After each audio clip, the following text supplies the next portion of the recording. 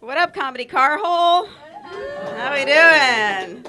I'm excited to be here. It was either this or yet another casual Friday Night Lights, which is just me home watching the show with no pants on. Which is how you watch a show with Tim Riggins in it. Am I right, ladies? Exactly. It's not really in high school. It's okay to think about. I had an interesting morning.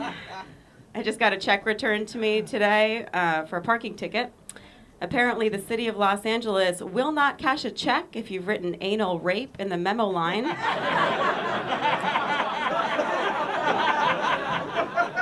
Even if you include the citation number. It implies guilt if they cash it, according to the letter.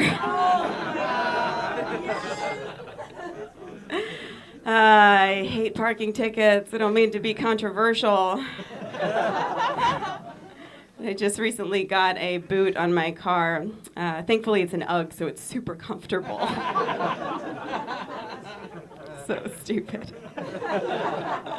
First time I told that joke at a show, there was a girl sitting right up front, and she just looked at me and goes, "You stupid." It's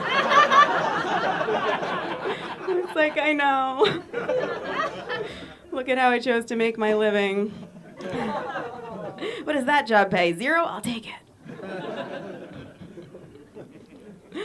Oh, geez. Has anybody here ever made a booty call just because they couldn't find parking? That's an LA thing. Right? Or worse, then you find a spot and have to text them back, "Never mind, I'm cool." I've been trying to date more because I'm looking for more consistent rides to the airport. But it's hard to feel sexy when your most common celebrity lookalike is Dora the Explorer. That's what I get. I'm like, that's not really what men are looking for between the sheets. Plus, I think I've always just been a little bit naive when it comes to sex. I remember this guy in college once suggested doggy style, and I thought, you want to love me unconditionally while we do this? All right.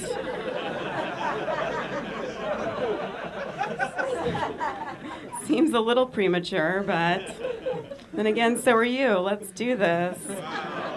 Oh. I get hit on every now and again. I was at a bar this one time, and this guy came up behind me, leaned over, and whispered in my ear, "I'm an Aquarius." And I never would have done this sober, but I leaned back and whispered, "I'm an alcoholic." Which ended that conversation. But I was like, holy shit, I can't believe that worked. I should remember that for the future. So I emailed it to myself.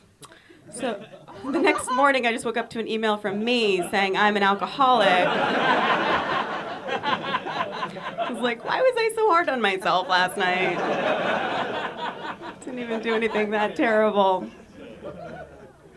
I haven't drank since New Year's because it was becoming a problem. I was getting to a point where I was pretty much always doing the Irish goodbye at parties, which is when you just leave without saying anything to anyone. But then I started pairing it with the Jamaican hello, as I named it. Just when you get so high before the party, you can't even talk to people when you get there.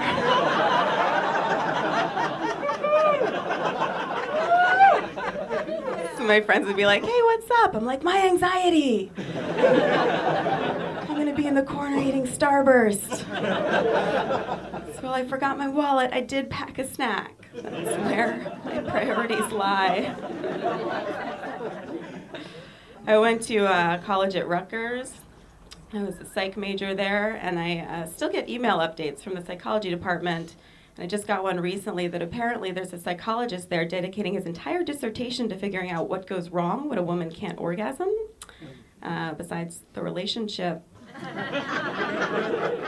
He made the very first movie of a woman's brain as she experiences climax. Not sure if it's a mystery or romance, but it's definitely an indie film. The way they did it was by recording her brain scan as she stimulated herself inside of an MRI machine. Which is pretty romantic.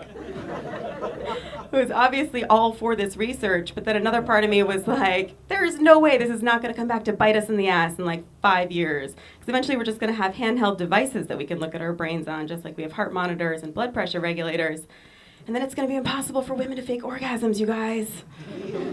Girls are going to be like, almost there, and their boyfriends are going to be like, really? 'Cause there is zero activity in your sensory cortex.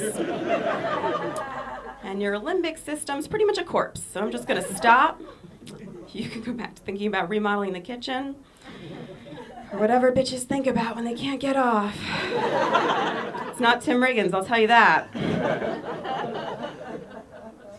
My other New Year's resolution was to lose a couple pounds, so I got into hiking real quick, but I'm terrified of snakes, so that didn't last long. My friend was like, they're more afraid of you than you are of them. I'm like, yeah, so's my ex, still avoid them.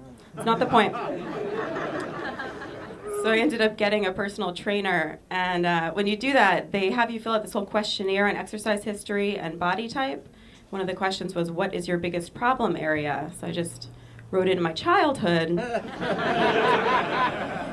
Turns out the best exercise is alcoholism, so I was already just knocking it out of the park on my own.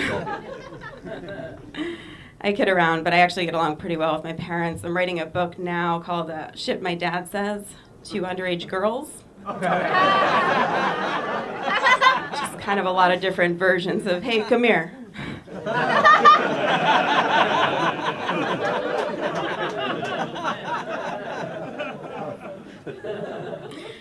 I'll leave you guys with this. My parents just moved to Orange County, where white people go to be alone.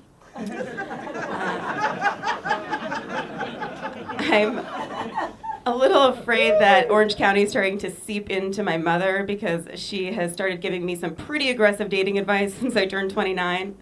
And here's the thing. I understand she's, wants to be involved, but when I was 12, I actually asked her how many people she slept with just so I could ballpark what to shoot for. And she was like, Amaya, it's not about the number of breaths you take in life, but it's the moments that take your breath away. So it's a lot. I'm like, you are not the best source on this. Thank you guys so much. Enjoy the rest of the show. My name is Amaya.